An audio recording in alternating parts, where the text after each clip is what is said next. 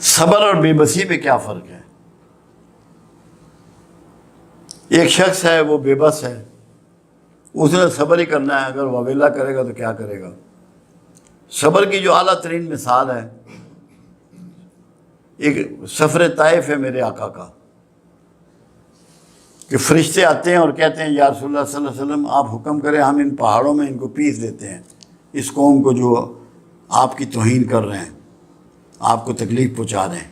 آپ نے فرمایا نہیں، قوت ہوتے ہوئے بدلہ نہ لینا یہ عظیم صبر ہے۔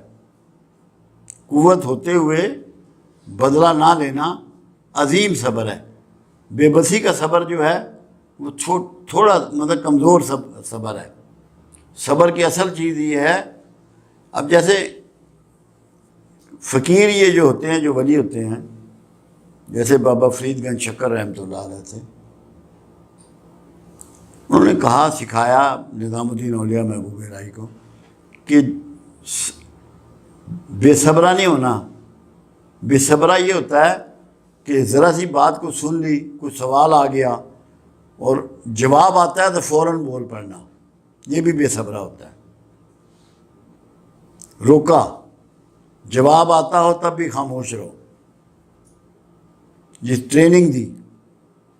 یہاں یہ ہوتا ہے کہ بندہ گستاخی کر بیٹھتا ہے کہ استاد موجود ہے یا مرشد موجود ہے یا گرو موجود ہے، سوالات ہو رہے ہیں، گرو خاموش ہے، مرشد خاموش ہے، استاد خاموش ہے، آپ بے صبرے ہو کے، کیونکہ آپ کے علم میں ایک بات ہے، جواب دیتے ہیں۔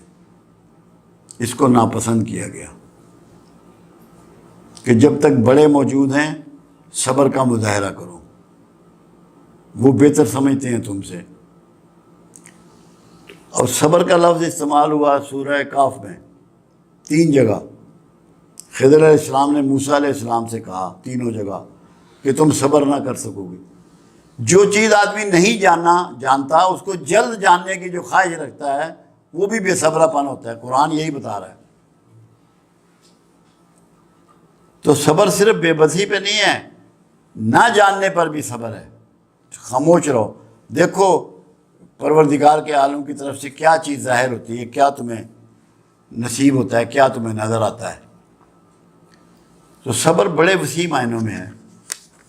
بے بسی کا صبر تو وہ بہت خوبصورت بات کی، توکل پر صبر اور توکل جڑی ہوئی چیزیں ہیں۔ جنید بغداد رحمۃ اللہ علیہ نے، آپ کے زمانے میں ایک صاحب تھے، وہ بھی اللہ کے ولی تھے، متوکل کہلاتے تھے، مجھے نام تو ان کا اس وقت یاد نہیں۔ تو وہ جوتے بھی نہیں رکھتے تھے، ایک جوڑا کپڑا تھا ان کے پاس صرف۔ کہنے لگے میں تو متوکل ہوں، اللہ پہ پورا بھروسہ رکھتا ہوں، بس صبر کے ساتھ زندگی گزارتا ہوں۔ تو جنید بغداد رحمۃ اللہ علیہ نے کہا کہ میں اس صبر کو نہیں مانتا، یہ تو مجبوری کا صبر ہے کہ تیرے پاس سامان ہے ہی نہیں، تو نے اسی پہ رہنا ہے۔ صبر یہ ہے کہ تیرے پاس اسباب دنیا پورے ہوں مگر تیرا بھروسہ اللہ پر ہو، سسٹم پہ ہو، اس کے اس اسباب پہ نہ ہو۔ تو اسباب پہ بھروسہ نہ کرنا بھی صبر ہی کی ایک قسم ہے۔ اللہ آپ کا اور میرا حامی و ناصر ہو۔